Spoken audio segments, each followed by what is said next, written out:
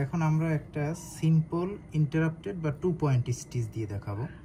তো 2 point stitch দেওয়ার ক্ষেত্রে আমাদের মানে কোথা থেকে আমরা স্টিচ সাইডে মার্জিন কতটুকু নিব, এক্ষেত্রে আমাদের খেয়াল করতে হবে যে কাটাটা ডিপ কতটুকু। যদি ডিপ হয় 1 সেন্টিমিটার, তাহলে আমরা মার্জিন নেব 1 সেন্টিমিটার।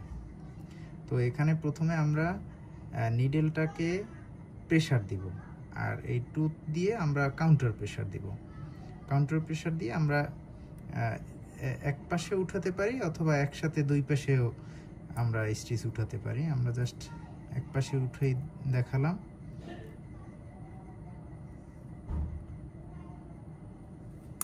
সেম অপোজিট পাশেও যতটুকু দূরত্ব এ পাশে অতটুকু যেন অপর পাশেও সেম দূরত্ব হয়, তাহলে স্টিচটা সুন্দর হবে।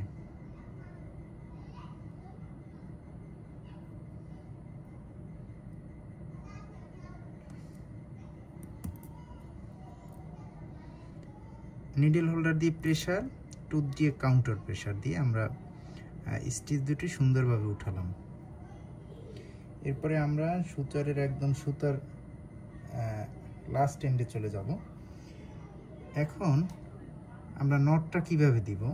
নটটা দিব যদি সিঙ্গেল নট দিই আমরা, তাহলে আমাদের এটা ভালোভাবে টাইট হবে না বা লুজ হয়ে যাবে। এক্ষেত্রে আমরা প্রথম যেটা দেব সেটা আমরা দুইটা প্যাচ নিব, জাস্ট অপর এন্ডটাকে এপাশে নিয়ে আসবো। যেমন এটা এই সুতার এন্ডটা এখানে আছে, একদম লাস্ট মাথায় ধরে এই পাশে নিয়ে আসবো, আর জাস্ট ওইটা এপাশে চলে যাবে। এরপর নির্দিষ্ট পরিমাণে টাইট দেওয়ার পরে এই লক করলাম। লক করার পরে জাস্ট এই পাশের এন্ডটা আবার এই পাশে নিয়ে যাবো, এটাকে বলে ইন্টারলক।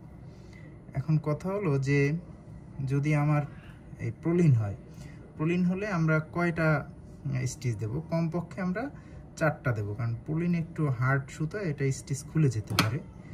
3